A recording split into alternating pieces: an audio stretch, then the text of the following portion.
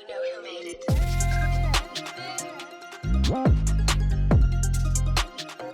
Welcome to the See Me Be Me podcast. On today's episode, we're joined by a very special guest, Krish Patel, a former professional footballer to an accomplished social enterprise CEO, someone who uses the power of storytelling to inspire and uplift those from different backgrounds. From running marathons and building schools in Uganda to founding the Tales to Inspire podcast, Krish's journey highlights the power of resilience and hope. In this episode, we'll dive into his extraordinary path, his mission, and the lessons he's learned along the way. Let's get right into it. Welcome to the podcast, Krish. Thank you so much for having me. I can't wait. Excellent. No, thank you for coming on. So let's take us back to your background. You know, you said you were a former professional footballer. Was that the mission from the outgo? Is that you wanted to make it to the big leagues and become, maybe get into the Premier League? Was that the goal from when you were little? Growing up, the only thing I ever thought about was football. I didn't care about anything else. It was just football. I always had a ball at my feet, and all I wanted to do. Bolton Wanderers was the only team for me, the best team in the world. So why not go? And essentially, that was it. I didn't have any other reason for being. That was my whole life. But the only thing is that two big things really. I am mixed race, so half Indian, half English, and I would often get told from lots of people that people like you don't play football. So essentially, a lot of racial abuse and growing up, and I was really, really chubby. I was a really fat kid, and I lived next door to my grandma, which was really dangerous because essentially it meant that I had two teas. I went for dinner at my place, and then dinner at my grandma's. I didn't want to tell anyone off, and essentially I love food, and I still do to this day. So I was a really fat kid and really overweight, and I got a lot of bullying essentially because of my weight, even to the extent where teachers at school would laugh at me when I told them my dream, that I wanted to be a footballer. And I get it. Only a small percentage of people are ever going to be that dream footballer or that kind of profession. But it was really, really difficult growing up with a few different identity crises that I had personally when I was going through that. And when you were growing up, Chris, who were some of your role models? Of course, there'd be footballers. So actually, randomly, not even a Bolton player, Dennis Bergkamp was my ultimate role model. The way he thought and the way he was with his footballing ability, and he was just so cool and stylish. So random, but he was a big one for me. Now I look back, one of my role models was weirdly my dad. So my dad was born in India, and then came over here when he was like 7 years old. And he actually played professional football as well. He played at Bury, but he never got into the first team. I remember him telling me that one season he scored like a ridiculous amount of goals and still had no chance. The manager actually came to him and said, "Look, you will never play for this team because someone like you will not play for this first team." So essentially, my dad, and he's still to this day, 66? Every Tuesday night, he goes and plays football. He's now in the goal instead of his striker. Can barely move, but he's still got it and says that he's done his exercise for the week. So one of my role models growing up, more closer to home, was definitely my dad. You openly spoke about, the facing racism during your football career, and I imagine that probably had an impact on your love for the sport, and maybe that might have impacted stuff like your self-esteem during that time. How did those experiences shape your outlook on life at that time and even now? It's really different to the way I look at it now, but at that time I remember wishing I looked like my mum. So I remember wishing I was white, and my mum's got blonde hair, blue eyes, is English, and I was like, man, I just wish I looked like her so I could fit in. That was it. I wish I could have just fit in, and that was it. It's as simple as that. It made me work harder. Now I look back, I worked harder than anyone else. Yeah. Like, I worked my socks off because I just knew that the odds were that far against anyone, and then even further against someone who looked like me.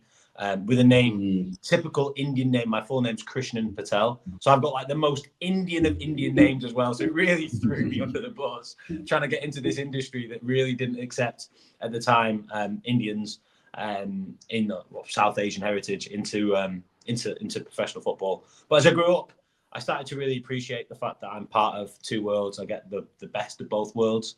I started to feel when I got into my 20s, like, yeah, man, I'm super grateful for the cultures that I get. But growing up when I was younger, I was not part of any. I wasn't white. I wasn't English, as the lads would say, but also I wasn't Indian. I didn't speak the language. I'd never lived a day in India. I'd never been out there. So I was like this, where do I belong kind of question mark that I was always asking myself. Krish, what I wanted to dive into is, because you mentioned feeling, let's say, self-conscious about your weight during football, during your career. How did that feeling impact your performance and mental health during your career? In terms of my weight, it's something that I've always struggled with. But when I got to about 14, I lost a lot of weight. I got into swimming and I had lots of different things. But I was really self-conscious, like really, really self-conscious. At the time, mental health and things like that really hadn't been discussed. I didn't really know much about that at the time. So I just knew that I was always looking over my shoulder for someone to call me, or someone to basically say something about my weight. Which once again was stored right at the back of my mind, and I'd be like, right, I'm going to work harder. I'm going to work harder. I'm going to work harder. It's one of those weird things that I've always struggled with food. Weird, didn't think I'd be going into this, but struggle with food. Food's always been a struggle for me. I love food, and the reason for exercising even now is so I can eat even more. But essentially at the time, I just remember feeling down. I remember feeling really, really down. If I'm in an industry, and right now, if I know someone who's in an industry and they want to do well in that industry, I'm going to try and give them as much support as possible for them to get as best an opportunity to thrive in that industry. When I was growing up in football, it felt like everyone was throwing as many hurdles in my way to stop me from getting where I wanted to get to. I don't feel like the best support was ever provided within the professional football sphere for me personally. I mean, it gets to the point where you can't treat everyone the same. It's impossible, and you shouldn't. Yeah. Within the workplace and within the world, we have this theory that, it's one rule for all. I'm afraid we're all completely different. So you've got to support people differently. Actually, talking about that mindset, at 14, you decided to change it and was just like, I'm going to get into shape. I'm going to do what it takes. You had the negative stereotypes of, because of my last name and the color of my skin, it's going to be hard for me to, get up, raise up, go up the ranks and even get a professional contract. But you absolutely did it. You smashed through it all.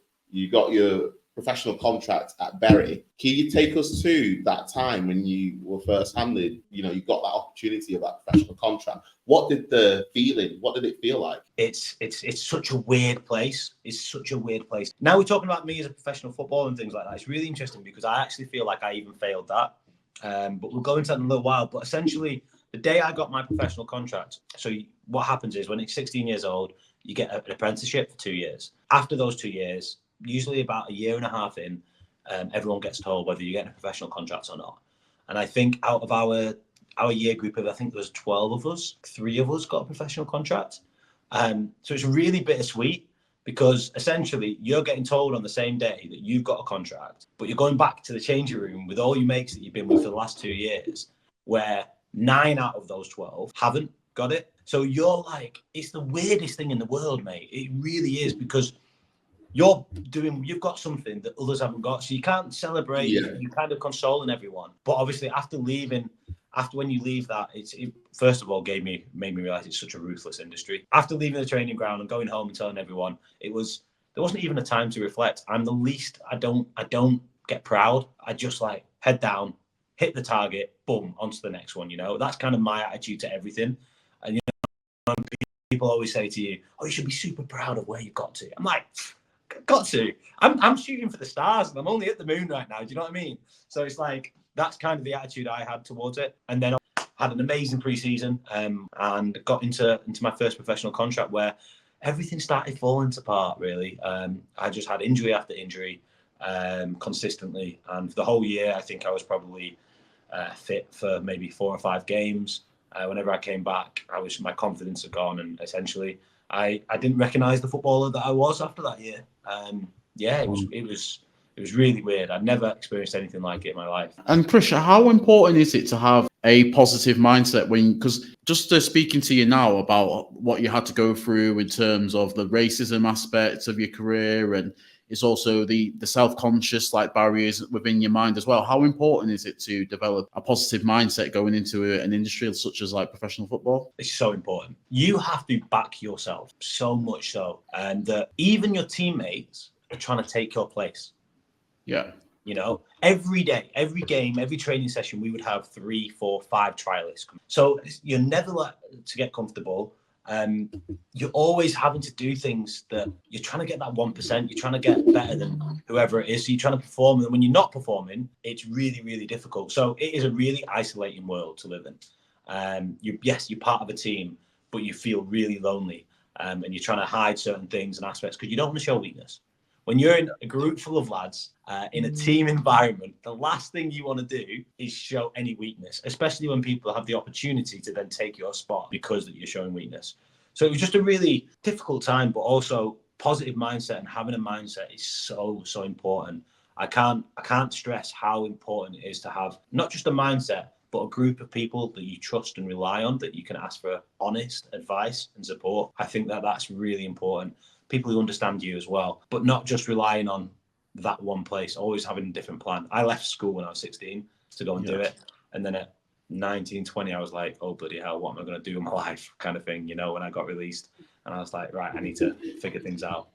And then when you talk about having that support network, at 19, you were released from your contract, I believe, at Bury, and then you decided to take the plunge, going to the US of A and studying a degree out there. Where did that idea come from? It's like, you know what, instead of studying here in the UK, I'm just going to go to America and study abroad. And what was your what did your parents say? What did your mates say when you told them that news of, yeah, I'm going over? Because I believe you did get a scholarship as well. Yeah, I did. It was weird, mate. I avoided education. I told myself I'm never going to do another exam since my GCSEs when I was 16. And at the age of 20, I had to eat my own pride and really swallow it and say, you know, this is a viable option. You know what, I need an education. And I started to think, how am I going to do that whilst playing football? And the only viable option that I saw was in America.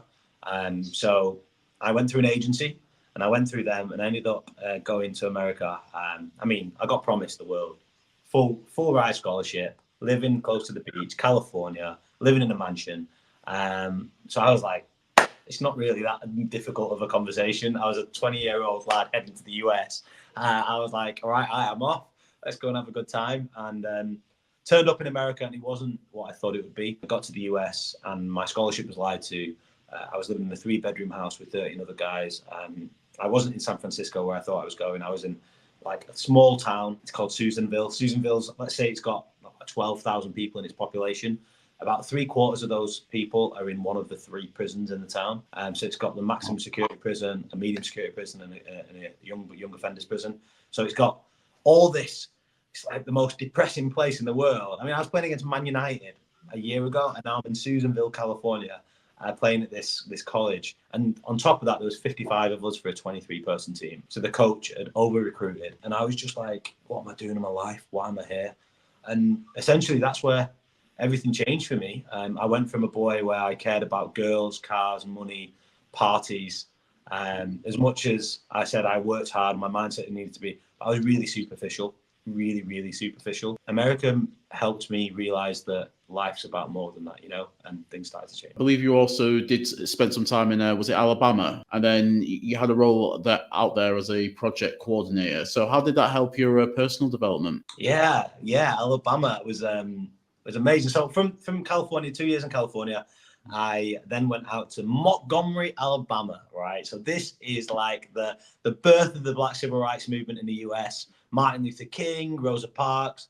I went there because I had a hell of a scholarship, but also I saw capital of a state. It's the capital of Alabama. I was like, well, the only capital that I really knew was London. And I was like, London is a sick city. So I'm going to head over to Montgomery, Alabama, thinking it's going to be unbelievable. Yeah. It was like going back in time. It really was. But I fell in love with the Deep South in the US, and the people were just so friendly. I was basically doing a degree in business with an emphasis in marketing. And I became a project coordinator in the US. And then whilst we was doing my degree, we did this project for a company called Bonnie Plants. So I don't get to speak about this often. And this is one of the reasons that I do what I do today, I think, is it was a marketing club. And we got asked, Bonnie Plants, I want to say $500 million company, came to little old us and said, we need some help.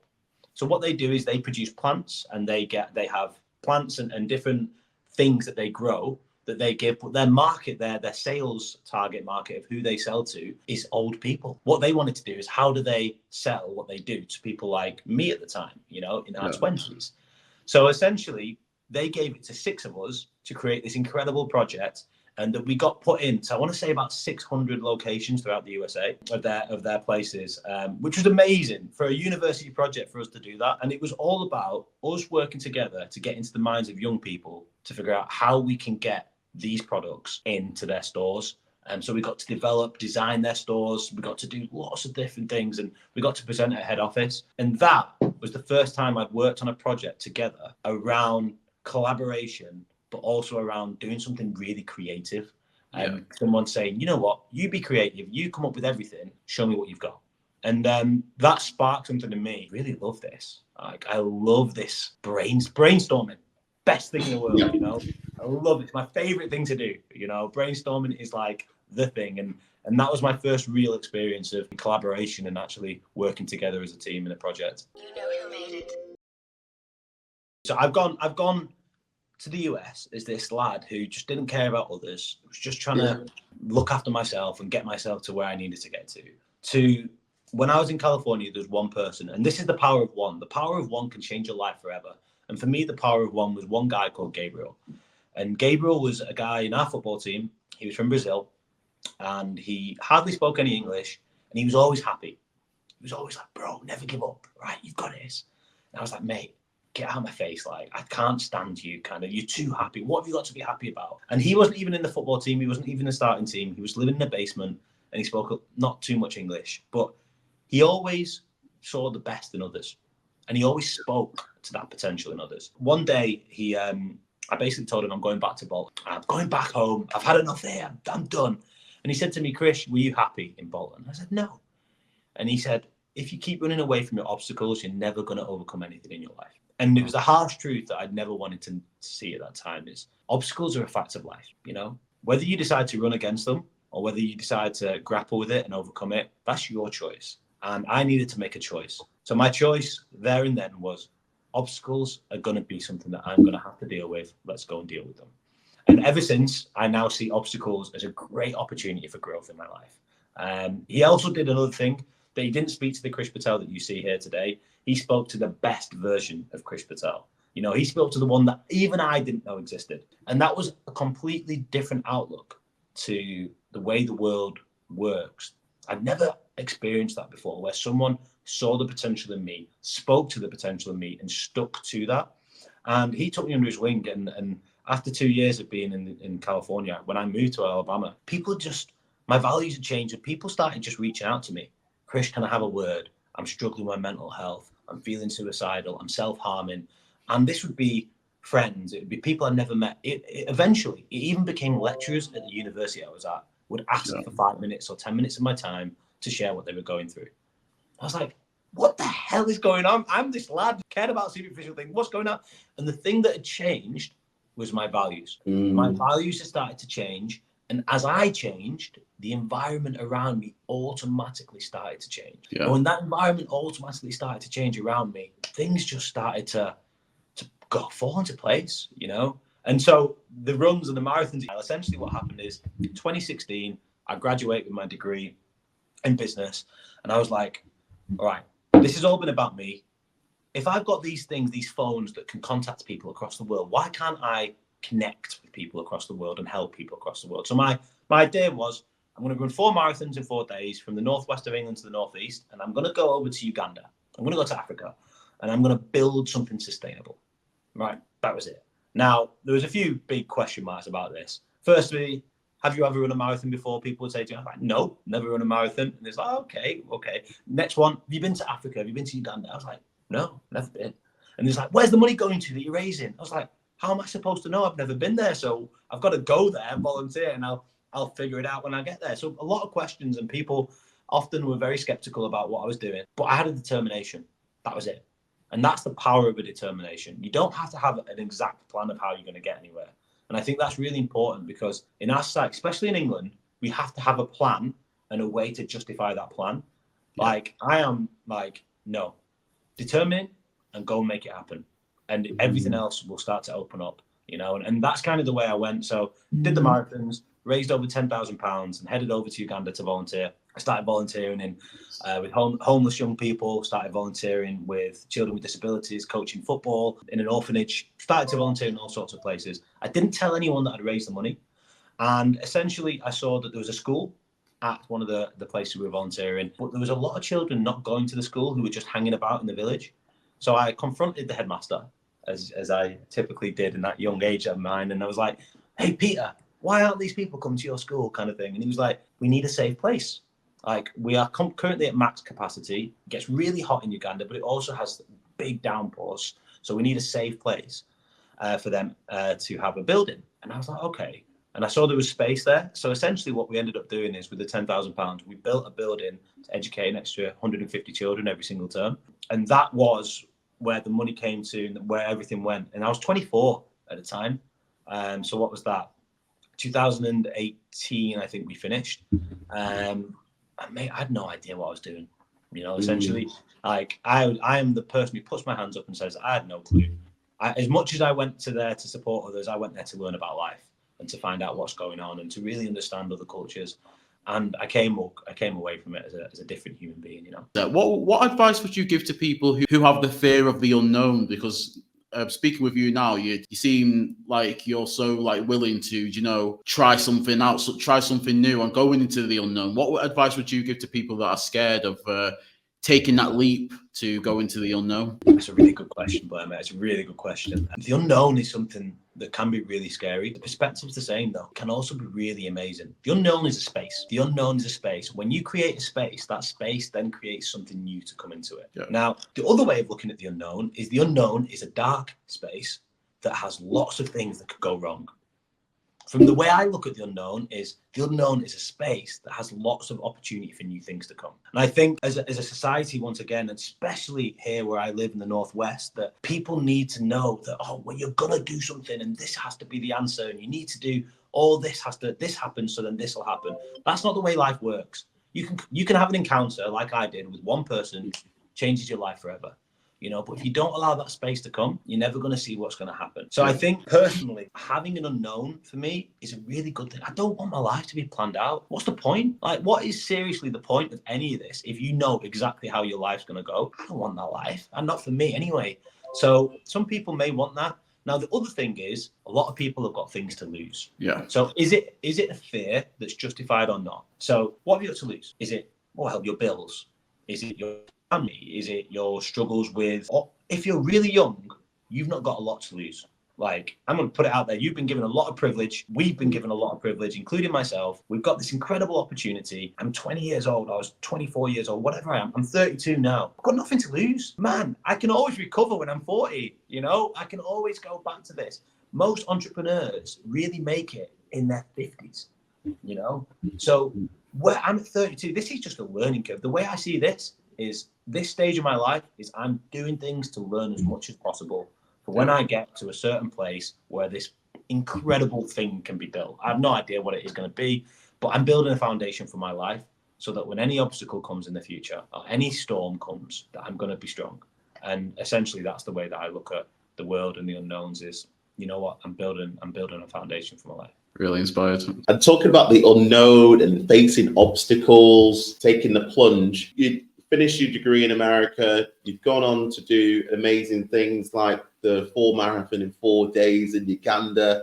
I believe you also did a fundraiser for swimming across the channel. Was it the channel, was it? I swam all the lakes in the Lake District. So yeah, swam all the lakes in the Lake District to raise money for the homeless, a homeless charity. But then you took it one step further and you founded Tales to Inspire. And, you know, for a lot of people taking that plunge to become their own boss and run a business, it's a hard feat.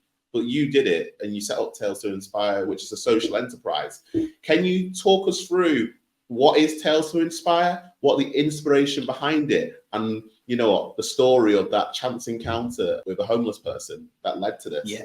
Yeah, of course. Yeah. So essentially what happened was I was doing all these challenges. I like I said, like Niall had said, I swam 53 miles, and I helped 36 homeless people in Manchester into employment. And I was like, I was working a job at that time, you know, and I was working a job that I just didn't, it wasn't me. I was behind a computer desk and it wasn't lighting me up, you know, and I was like, what have I got to lose? I came across a homeless person, and this homeless person, I never met him before and I never met him since. And he said to me, Krish, stories are the pages that make up this book we call life. And I was like, what the hell is this guy going on about? Stories are the pages that make up this book we call life. I was like, what is he going on about? And then there was this light bulb moment, was we've all got a story. It's simple. We all have one. The question is, how do we use those stories to encourage others? I started to think, right, who was there when I was younger? And what did, like, my role models were Dennis Bergkamp and my dad, right? Who was there that I really, really appreciated? And it was my grandparents. I used to always listen to my grandparents sharing their stories. So my grandparents from my Indian side, my grandparents from my English side, always talking about these stories. And I loved it. And it was this space where I thought, I've always loved stories. I'm fascinated by people and their journeys. So I was like, that's what I'm going to do. I'm going to start something. And I called it Tales to Inspire. It was a blog. I had no idea what I was doing. It was actually November the 4th, 2019. Our 5th year anniversary is coming up really soon. And essentially, it was share someone's story, an inspirational story of transformation, put helplines at the bottom, and let's see what happens. And the first story we shared was of a friend of mine who had been homeless. He got himself off the streets, Danny. And essentially, within 3 days, it had been read in 15 countries around the world. And within a day, a young lady who was going to take her own life reached out, read Danny's story, and said she felt encouraged, and she went and got help by one of the helplines. I didn't even think a single person would read it, if I'm going to be absolutely honest. I had no idea what I was doing. I made the website myself. Everything was completely, you know, winging it from the hip. But soon after that, I started to realize that this had something, you know, that I started sharing a story every single week. It was a blog. And then people asked for it to be a podcast because they wanted to hear the voices. And then it became a video. And then essentially became a video series. Then essentially schools reached out. Can you bring these people into schools? Can you help capture our stories? Can you share things with us, and can you develop programs with us? And then the corporate space reached out. Can you come in and do workshops and keynote talks? So essentially in 2021, we became a social enterprise and not-for-profit organization. And what we do now is we provide lived experience, you know, experts by experience, to provide transformational change for companies and organizations via the power of keynote talks, workshops, and keynote talks, panel discussions and workshops. We've worked a lot in schools and we've captured incredible things. We've done an amazing journey of projects. We've now shared over 160 people's stories, Niall being one of them. We've done literally loads, like hundreds of events. And Niall's hopefully, I've asked him to be one of them for our anniversary. So hopefully he's going to be part of that as well. But essentially, we've done all these events. We've raised awareness on societal challenges like disabilities, refugees, gender struggles, you name it, we've got a story about that. You know, overcoming racism, you name that story, we've got it. And they're not stories of pity, they're stories of transformation. You know, they're stories that show that you can be who you want to be. My aim for this is I really have massive goals. It could be global, you know, to have this global organization where we transform society at its depths via raising awareness on societal challenges while through the power of stories, you know, and build connection. You know, it's lack of understanding is massive. You know, these riots that we had in the UK recently, a lot of the people that are writing about these refugees or people that are letting all these people in, they don't know who these people are. They don't understand their journeys. They have no idea. So a lot of it comes about understanding, building bridges and building that connection towards change. Simple. You'd like to get Tales to Inspire to be global. Are there any exciting projects or goals on the horizon? And looking back at the legacy, what's the legacy that you want to leave behind? And what do you hope most people will remember about you and the work that you've done? Right, so projects for Tales to Inspire, what we've got going at the moment. I am bloody ambitious, right? I am applying for, and to be fair, you guys will get it, I'm applying for like millions of pounds worth of funding. So in terms of our revenue generator and what we've done, we've just launched 2 months ago, is essentially our speaking agency, which essentially goes into organizations and companies. So where we can support people through that. So through our speaking agency, we can go in, we can provide a keynote talk, a bespoke workshop or a panel discussion. And we go in and say, we'll manage the whole process for your whole year. So instead of just getting a speaking agent to come in and do it one-off, We'll manage the whole thing. We'll bespoke it to you to bring in our experts by experience in to support you. So basically, coming in at a really different angle there to say, right, you can give us, and that can provide a lot of revenue, because at the moment everything's been one-off workshops, one-off things that people pay. The second side of it is I'm applying for something that's quite big, which essentially means that systemic change. Now, I've realized that individual change is important. So Niall, Blair, you guys supporting people is so important, right? You're helping individuals, but we're part of a system that, in my opinion, is essentially broken. And that system, if we look at the educational system, if we look at the healthcare system, we look at the political system, we look at all these different systems that we're part of, holy crap, they're all broken.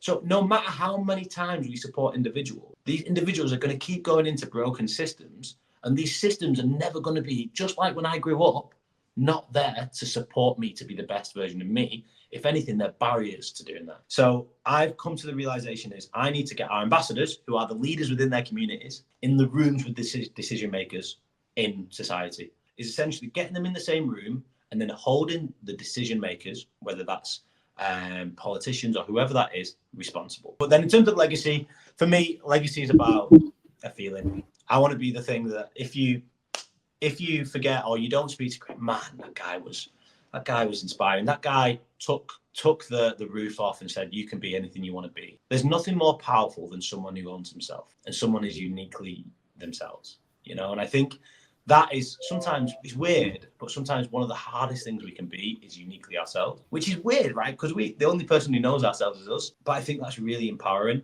So I think for me, Krish Patel, on my gravestone, the guy who always saw the best in people and tried to inspire hope, something like that. And what would you say has been the most impactful story shared through Tales to Inspire, and why did it personally resonate with you?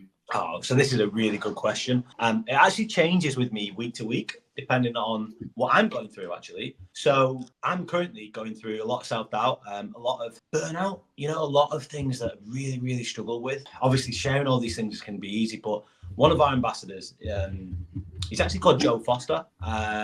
He's the founder of Reebok.